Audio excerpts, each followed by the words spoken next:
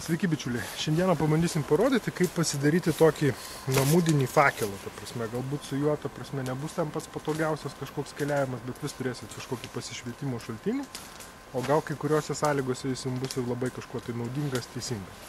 Tai ką mes darom, imam tiesiog žalią tokį pakelį, pradžiai gal nesipjaunam tiesiog jo to ilgio, kurio mums reikia, bet šitam gale pabandom padaryti tokį mažą kryžį.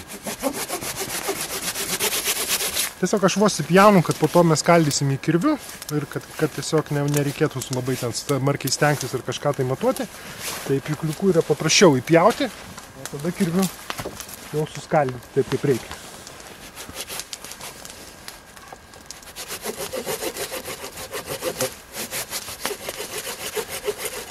Na ką, įpjauju kryžium kelis milimetrus ir dabar atsimatuoju tą jau ilgį, koks man fakelas reikalingas. Tai jis turėtų būti visieną kažkur tai apie kokį maždaug taip metrą.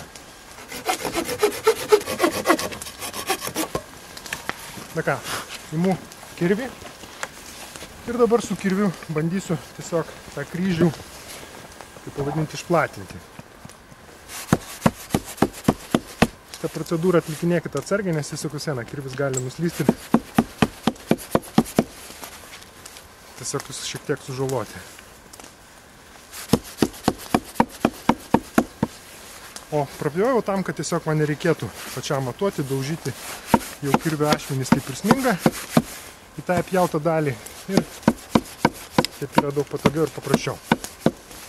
Tiesiog viską darau neskubėdamas iš vienos pusės, iš kitos pusės šiek tiek pakalu paskedžiu. Svarbu nepersistengti, kad tiesiog, kad tas pleištas jisai nenuplyštų kur nors iš šono ir tada tiesiog nesugadintų mums tos konstrukcijos ir nereikėtų viską iš naujo. Kirvis vis viena yra tokia jau labai jau didžiulė prabanga stovyklauja, tai galite viską daryti ir paprasčiausiai su kažkokiu storesniu peiliu. Tai čia aš jau kaip ir pasidariau tą pradinį darbą, bet patį principą parodysiu, kad peilį statote taip ir kalat per geležtę. Statot iš kitos pusės ir vėlgi taip pat šiek tiek pakalat. Tai mums reikalinga iš tikrųjų, kad kažkur būtų kokie 25-30 cm tokios kaip ir pavadinkim įpjevos mūsų. Tai kai tai turim, tai tiesiog imam kažkokių porą šakelių sausų, šiek tiek paimkit pradžiai tokių tvirtesnių, storesnių. Ir jas tiesiog taip pat maunam, stumiam į vidų. Nepersistengiam labai daug, bet kiek galim, tiek pastumės. Iš vienos pusės ir iš kitos pusės.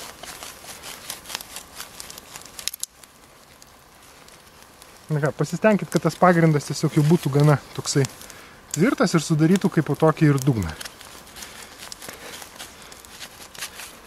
Tai dabar tą pirminį kryžių kaip ir pasidarėm, einam ieškoti sakų. Na ką, didžiausia tikimybė, kad kažkokių eglės pušies šakų rasite sužalotose medžio vietose. Nežinau, tai kažkokia šaka išlūžus ar kažkokia medžių trauma ten nuo kito medžio.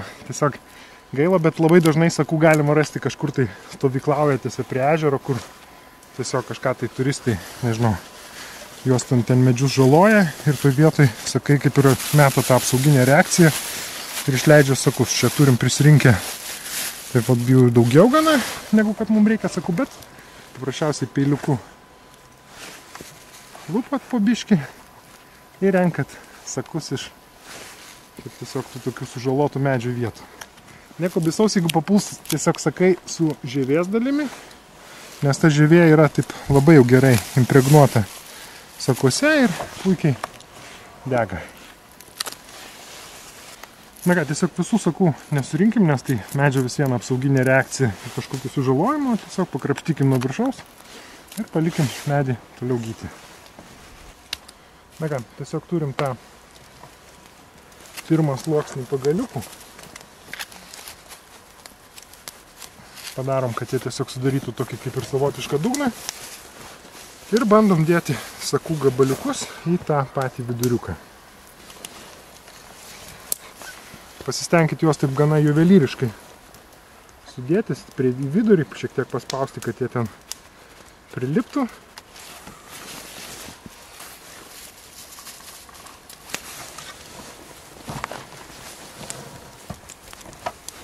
Nu ir kai jau manot, kad sudėjo tiesiog gerą sluoksnį sakų, imkit vėl kitą pagaliuką. Jo dar kartą paspauskit sakus. Pagaliukai turėtų būti gana tokie jau sausi.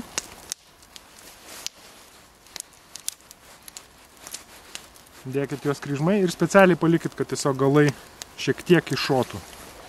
Vėl sudėjot pagaliukų, dedat sakų sluoksnį. Sakus prispaudžiat. Na ką, lipant aukštyn, ta ertmė platėja ir galite jau dėti nebe vieną, bet kokį porą tokių pagaliukų, arba šiaip kokį storesnį, šiek tiek sausą. Ir jau tada galit kas vieną žingsnį tiesiog aš padėjau, atsiranda tokie kaip ir tarpeliai ir juos bandau įmontuoti sakus.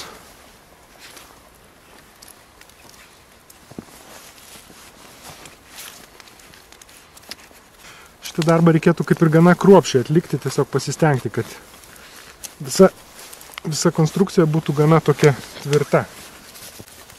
Na ką, tiesiog kuo labiau kylam į viršų, tuo tas tarpas didėja ir tada jau kišam tiesiog keletą šakelių, juos suspaudžiam didesnį sakų gabalą ir taip toliau tęsiam. Nu ką, priartėjom prie pabaigos ir tiesiog jau sakų gabalai gana dideli, dedam tiesiog pagaliukų, gan daug, viską dar labiau suspaudžiat ir nežinau, jeigu čia būtumėt idealiuose sąlygose, turėtumėt gal kokį dar vielos gabalą, tai galėtumėt viršų tvirtinti, bet tiesiog neturim, tai bus ir taip gerai. Ir dabar tiesiog, kaip ir sakyt, gal mes ir per anksti pasidarėm, dar netemsta, bet pabandysim užkurti, kad pavaizduot patį principą, tiesiog kaip jisai dega veikia. Nu ką, prispaudėm tą viršutinį kaip ir sluoksnį, sakų gan daug, šakų gan daug ir dabar jau darom tokį kaip ir degiklį. Tai imam beržų tošį, ją suspaudžiam ir ant jos bandom patalpinti sakų.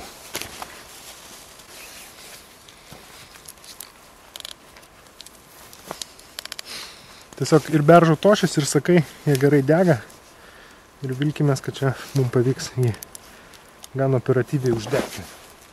Tai visą tai pabaigiam, kažkokiu vėl šakelių sluoksnį. Na ką, skaitykim, tiesiog fakelas baigtas, dar tokia ankstyva diena, bet demonstracijai pabandysim jau užkurti ir dabar. Aš čia nebandysiu kažkokiais gudriais metodais, pakaks man žieptuvėlio.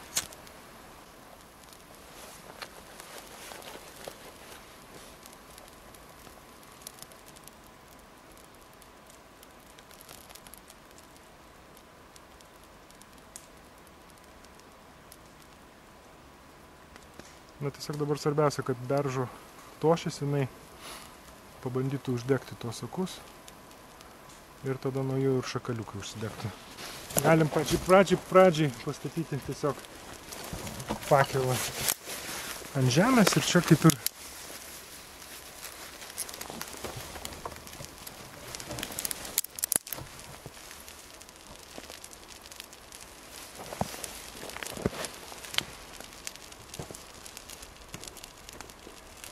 na ką, panašu, kad ir po biškį tiesiog fakelas įsidega. Dabar tiesiog kas vyks toliau fakele. Kadangi visuose sluoksniuose yra sakų, jau mes uždegėm kažkokią tai ugnį, tai tie sakai pamažu tiesiog su pačia liepsna kris į apačią ir taip degs vis toliau ir toliau. Na ką, kaip matot, tiesiog taip be didelių pastangų ir užsikūrė taip mūsų jau tas viršūnė šitų šakaliukų ir dabar visas tik tai darysis geriau ir geriau. Ką turėtumėt žinoti, būkite atsargus, nes tiesiog varva šiek tiek sakai, krenta kažkokio tai žarijos, tai ta prasme visien, jau kai nešit fakelą, tai neškit kažkaip tai kampu pasukę, kad nevarvėtų viskas jums ant rankų. O vėlgi, paprastesnis būdas jį uždegti, galbūt tiesiog palaikyti virš laužo ar ten įmesti kažkokią iš laužo žariją, taip uždegsi dar paprasčiau. Ir ką, turit tokį fakelą, kuris nebus kažkoks tai super kaitrus ar nebus super kažkur tai vieną vietą nukreiptas, bet vis geriau negu nieko. Na ką, tai fakelo mums dabar kaip ir nereikia, gal tą naktį bandysim kitą darytis tiesiog, o dabar padėsim, kad ir žiūrėsim, kiek jisai dega. Tai jisai jau tokių keletą minučių dega, žiūrėsim, kiek visas jisai sudegs. Na ką, įsmeigiam fakelą į sniegą ir lauksim, kiek jisai čia sugebės išdegti. Na ką, prabėgo pusvalandis ir kaip matot, tiesiog viskas puikiai dega, tiesiog kažkokios tai šviesos liepsnos kaip ir yra. Tie pagaliukai, kurie sudega, jie nukrenta į apačią ir, tiesiog, jeigu mes įneštume, tai šitas fakelas veikiausiai būtų gal ir sudegęs, bet kadangi jisai stovi tiesiog ir vėjo kažkokio aplinkui nėra, tai jisai gan taip ramiai ir ilgai dega.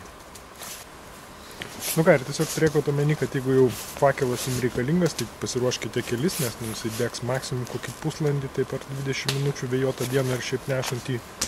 Ir vasarą tikriausiai būtų nelogiška lakstyti po miškus, nes yra didžiulė tikimybė, kad uždegs, nes visiems krenta kažkokia žarija, sakai tiesiog. O žiemą, kai nusnieguota, kai jums kažkokia, nežinau, reikalinga, tai ta prasme galite iš tokį pasidaryti ir naudoti. Tai tiek.